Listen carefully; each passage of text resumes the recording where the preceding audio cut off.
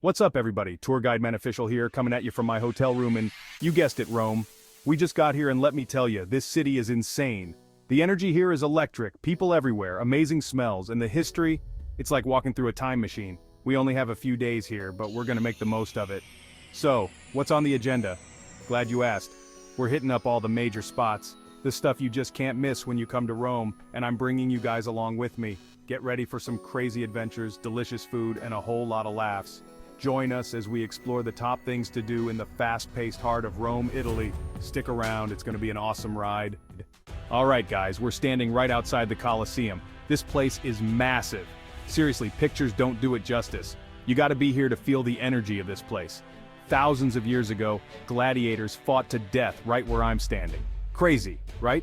You can almost hear the roar of the crowd, smell the sweat and the fear. It's intense. And the architecture.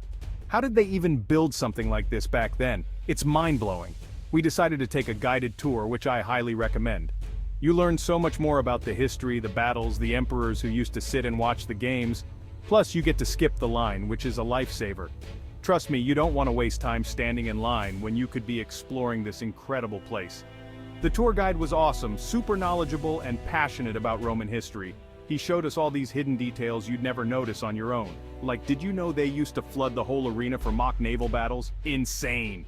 We spent a good 2 hours here just wandering around taking it all in. It's definitely a humbling experience, you know? Makes you think about the power of time and how small we really are in the grand scheme of things. If you're coming to Rome, the Coliseum is a must-see. It's not just an old building, it's a testament to human ingenuity, to our capacity for both greatness and destruction. Anyway, enough history for now. Let's grab some gelato and explore some more of this amazing city.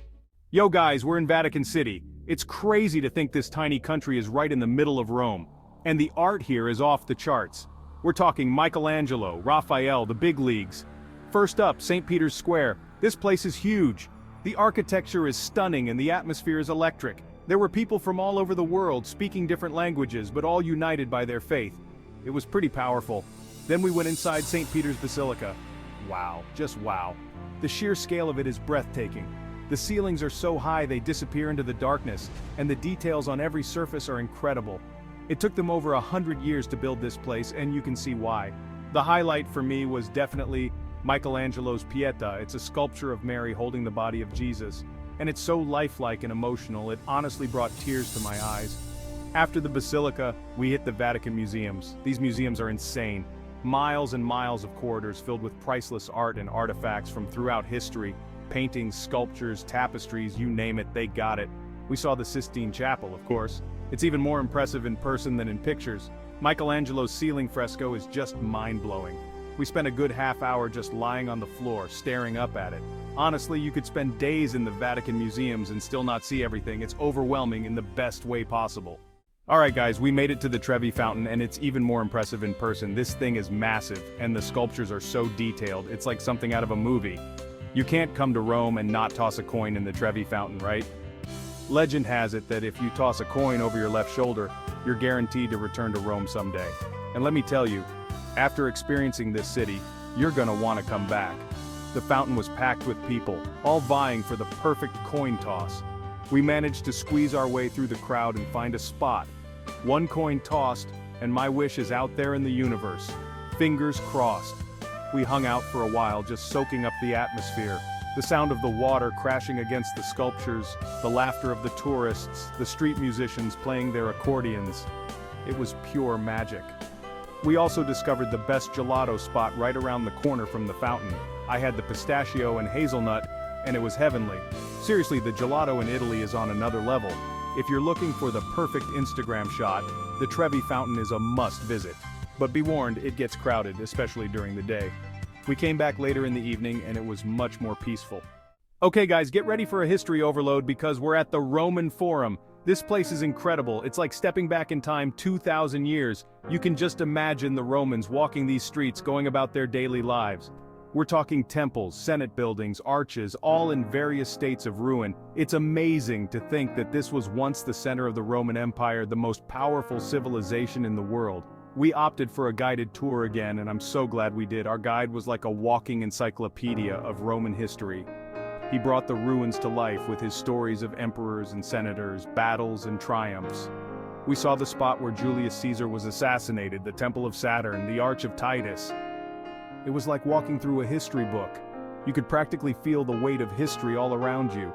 We even climbed Palatine Hill, which offers incredible views of the Forum and the rest of the city. It's definitely worth the hike. The Roman Forum is a must-see for any history buff.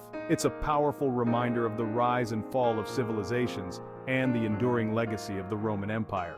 Guys, let's talk about the food in Rome because it's been incredible. From the pasta to the pizza to the gelato, everything has been so fresh and flavorful. I'm going to be rolling out of this city. We made sure to try all the Roman classics like carbonara, amatriciana, and cacio e pepe. And let me tell you, they did not disappoint. The pasta is always cooked perfectly al dente and the sauces are so simple but so flavorful. One night, we stumbled upon this little trattoria tucked away in a back alley. It was packed with locals, which is always a good sign. We ordered the spaghetti alla Grecia and the saltimbocca, and it was the best meal we had in Rome. And of course, no trip to Italy is complete without pizza. We had pizza several times and it was always amazing. The crust was thin and crispy, the toppings were fresh and flavorful, and the cheese was melted to perfection. But the best part about eating in Rome is the atmosphere. The restaurants are always lively and inviting, and the people are so passionate about their food. It's like every meal is a celebration. And that's a wrap on our Roman adventure. This city has stolen a piece of my heart. The history, the culture, the food, it's truly an incredible place. I'm already planning my next trip back. Be sure to like and subscribe so we can come back.